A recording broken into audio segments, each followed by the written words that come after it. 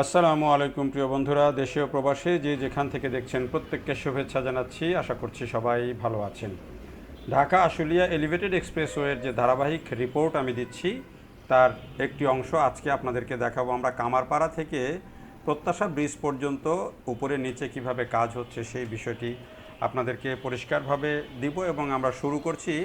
এটি হচ্ছে sluice gate এলাকা থেকে ভিডিওটা শুরু করেছি এবং আশা করছি যে মানে অল্প জায়গায় হলেও এইখানে নিচে উপরে যে কাজের যে দারুণ একটা অগ্রগতি হয়েছে এবং কি শেপ পাচ্ছে সেই বিষয়টা পরিষ্কারভাবে আপনারা বুঝতে পারবেন। অনেকে ভিডিও ডিটেলস জানতে চান, ইনফরমেশান হয়তো অনেকেই দেয়, কিন্তু ভিডিও উপরে নিচে ডিটেলস করা কিন্তু অনেকের পক্ষেই সম্ভব হয় না। কেউ হয়তো ড্রোনে পুরো উপরের চিত্রটা ভালো করে দেখাতে পারেন, নিচের চিত্রটা পুরোপুরি উঠে আসে না। এই যে প্রজেক্টে চলছে, এই প্রজেক্টে উপরে যেমন এই মূল অ্যালাইনমেন্টের কাজটা যেমন চলছে, পাশাপাশি নিচে কিন্তু একটা বিরাট কর্মযজ্ঞ চলছে, যেখানে এখানে র্যাম্পগুলো নির্মাণ হচ্ছে এবং নিচের যে সড়কটা, এই ঢাকা আশুলিয়া যে সড়কটা, আবদুল্লাপুর থেকে আশুলিয়া যাওয়ার যে সড়কটা, এই সড়কটাতে কি চিত্র ছিল সেটি আপনারা সবাই জানেন। এদিক দিয়ে যারা চলাচল করেন তারা সবাই কিন্তু জানেন যে এই সড়কটার খুবই ভয়ঙ্কর একটা চিত্র ছিল। একটা সিঙ্গেল সড়ক ছিল, সেটি দিয়েই কিন্তু হাজার হাজার গাড়ি যাওয়া আসা করতো।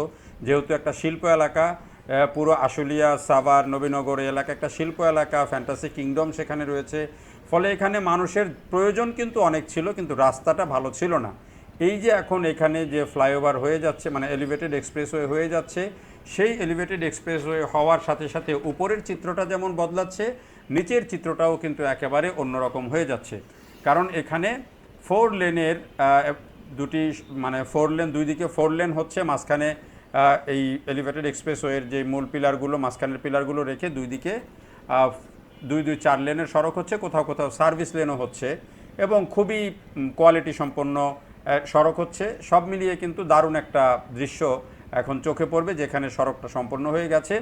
তো এইখানে আমরা যে কামারপাড়া থেকে, যেটি স্লুইস গেট থেকে কামারপাড়ার দিকে যে আমরা যাচ্ছি, দেখেন নিচের দিকে আহসানিয়া মিশন হাসপাতাল, তারপরে যে AIUBT সেই ইউনিভার্সিটি, এই সবগুলো একেবারে নদীর পাশে রয়েছে। আর এই যে নিচ দিয়ে এই অংশটাতে কিন্তু আমরা যেই কাজ দেখাচ্ছি, সেখানে এখন কিন্তু পূর্ব পাশে সড়কের কাজটা হচ্ছে, পশ্চিম পাশটাকে রিলিজ রাখা হয়েছে গাড়ি আসা যাওয়ার জন্য, আর মাঝখানে যে ডিভাইডারের যে কাজ সেগুলো কিন্তু চলমান আছে। আর ওই যে শুরুতেই আমরা দেখালাম যে দুইটা র্যাম্প এখানে ওঠানামা করবে, সেই র্যাম্পের কাজও কিন্তু মোটামুটি হয়ে যাচ্ছে শেষের দিকে। এই র্যাম্প দুটোর কাজই, অর্থাৎ এই স্লুইস গেট এলাকায় ওঠা এবং নামার জন্য দুইটা র্যাম্প হচ্ছে, সেটা এইখানে।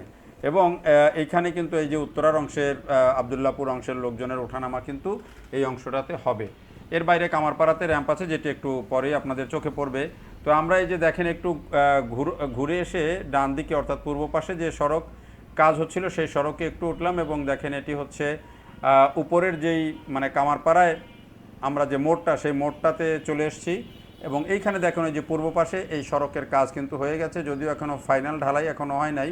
কিন্তু সড়কটা কিভাবে নির্মাণ হচ্ছে একটু দেখেন। 4 লেনের সড়ক যদিও, কিন্তু তারপরে দেখেন কি দারুণভাবে, মানে এটির যেই নান্দনিকতা, দেখার যে আনন্দ, দেখলে তৈরি হয়ে যাওয়ার পরে উপরে আর নিচে মিলিয়ে যে একটা অসাধারণ চিত্র, সেই চিত্রটা কিন্তু এখন কামারপাড়ায় আসলে চোখে পড়বে।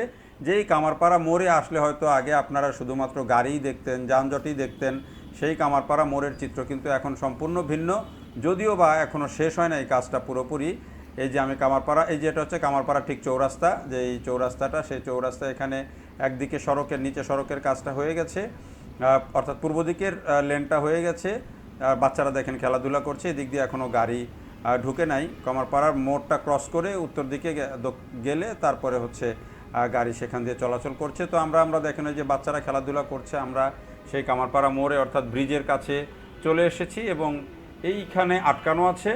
এরপরেই কিন্তু গাড়িগুলো দেখেন ওই ব্রিজের দিকে যেতে, বা এই যে কামারপাড়া চৌরাস্তা, এখান থেকে যে একটা লেন, এখানে আবার কিন্তু কামারপাড়ার যে র্যাম্প, দুটো র্যাম্প আছে ওঠা এবং নামার, সেই দুটোও কিন্তু এখানে নির্মাণ হচ্ছে। এই যে দেখেন, এটি হলো একদিকে খুলে দেওয়া হয়েছে, পূর্ব দিকের লেনটা খুলে দেওয়া হয়েছে, সম্পন্ন হয়েছে। যদিও এখনও পর্যন্ত যে সার্ভিস লেন বা ওয়াকওয়ের যে পাশের যে কাজটা, সেটা এখনও সম্পন্ন হয়নি, কিন্তু মূল সড়কটা হয়েছে নিচের, সেটাকে যদিও লেন মার্কিং করা হয়নি, কিন্তু গাড়ি ছেড়ে দেওয়া হয়েছে উল্টা দিকের, অর্থাৎ বাম পাশের লেনটা যে কাজ চলছে সেটাকে নির্বিঘ্ন করার জন্য উল্টা পাশের লেনটাকে ছেড়ে দেওয়া হয়েছে।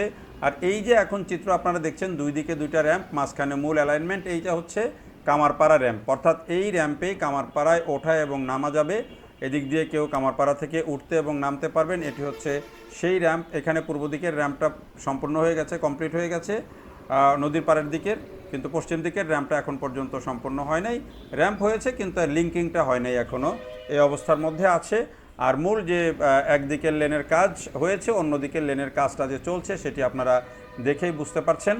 এবং এইখানে মাঝখানে কিন্তু যে পিলারের কাজ সেটিও হচ্ছে।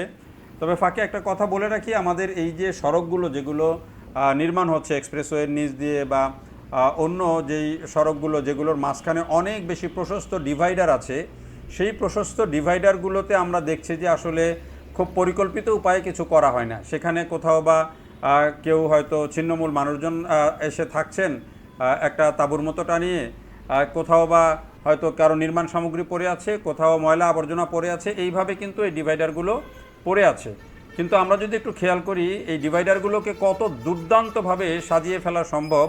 যদি বিমানবন্দর সড়কে আপনি এখন বিমানবন্দর থেকে আপনি একেবারে বনানী পর্যন্ত যান, সড়কের মাঝখানে উঁচু ডিভাইডার করে সে যে বেশি জায়গা রেখে সেখানে যে সুন্দর গাছ লাগানো হয়েছে, সেখানে ফুলের গাছ এবং একটু ঝাঁকড়া গাছ যেভাবে রোপণ করা হয়েছে, সেভাবে এই যে এলিভেটেড এক্সপ্রেসওয়ে আছে, সেই এক্সপ্রেসওয়ের নিচেও কিন্তু হাজার হাজার গাছ লাগানো সম্ভব এবং সড়কের সবুজায়ন সম্ভব।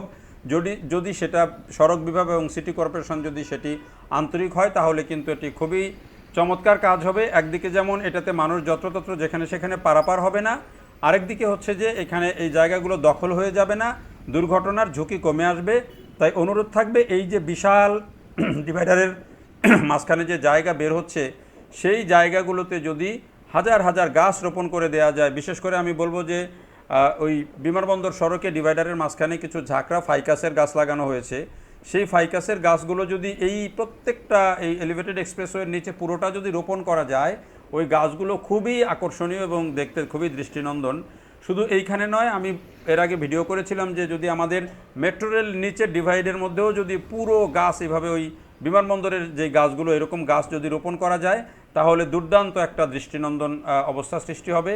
এইখানে দেখেন আমরা যেই জায়গাটা দেখছি, এটি হচ্ছে ওই যে প্রত্যাশা ব্রিজে যাওয়ার আগে হাতের ডানে, মানে দেখেন পূর্ব দিকে নদী, নদীর ঠিক পাশ দিয়ে উপরে এক্সপ্রেসওয়ে, নিচে নদী, এখানে বসার জায়গা দেখেন, এই নদীর পার বাধাই করে দেওয়া হয়েছে, তীররক্ষা বাঁধ, এবং নদীর ভিতর দিয়ে কিন্তু ওয়াকওয়ে নির্মাণ করা হয়েছে। সেই ওয়াকওয়ে দিয়ে মানুষ হাঁটতে পারবে। বর্ষাকালে কি অসাধারণ দৃশ্য হবে, এবং এগুলোকে কিভাবে যে পর্যটনে রূপান্তর করা যায় সেটি কিন্তু খুব অনায়াসেই সম্ভব। আমি শুরুতেই যে শটটা দেখেছেন আপনারা, দ্বিতীয় শটে যেই ছবিটা দেখেছেন উপর থেকে যে আমি চিত্রটা দেখিয়েছি, যে এখানে এই নদীতে পানি, উপরে এক্সপ্রেসওয়ে, আর নিচের দিকে যেই অসাধারণ দৃশ্য, ওয়াকওয়ে, নদীর তীররক্ষা বাঁধ, সব মিলিয়ে এই তুরাগের তীর, বিশেষ করে আবদুল্লাপুর থেকে শুরু করে একেবারে আশুলিয়া বাজার পর্যন্ত এই অংশটাতে কিন্তু একটা দারুণ দৃষ্টিনন্দন অবস্থা তৈরি হবে এই প্রজেক্টটা যখন পুরোপুরি শেষ হয়ে যাবে। আর সেখানে আমার অনুরোধ থাকবে যে যারা কর্তৃপক্ষ আছেন, নিশ্চয়ই ভিডিওটা চোখে পড়লে বা আমি পার্সোনালিও পারলে যোগাযোগ করে প্রস্তাবটা দেওয়ার চেষ্টা করব, ডিভাইডারের মাঝখানে যেন এই ফাইকাসের গাছ, ঝাঁকড়া গাছ রোপণ করা হয়। তো আমরা বলতে বলতে প্রত্যাশা ব্রিজ এলাকায় চলে আসলাম, এবং প্রত্যাশা ব্রিজ পর্যন্তই আজকের এই ভিডিওটা আমরা সমাপ্ত করব। এবং এরপরে আপনাদেরকে এই অংশের যে উপরের যে চিত্র এবং ধৌর এলাকার যে চিত্র, সেই চিত্র আপনাদেরকে পরিপূর্ণভাবে শেয়ার করব। নিচের এবং উপরের কাজ পরিপূর্ণভাবে আপনারা দেখতে পাবেন, এবং কিভাবে এই প্রজেক্টটি একেবারে ঢাকা শহরের যানজটের চিত্রকে বদলে দিতে পারে, কি কারণে এটি বদলে দেবে, সেই ব্যাখ্যাটা তখন আপনাদেরকে উপস্থাপন করব ইনশাল্লাহ। তো এই ভিডিওতে এটা আজকে এই পর্যন্তই। যারা দেখলেন সবাইকে অনেক ধন্যবাদ। আল্লাহ হাফিজ।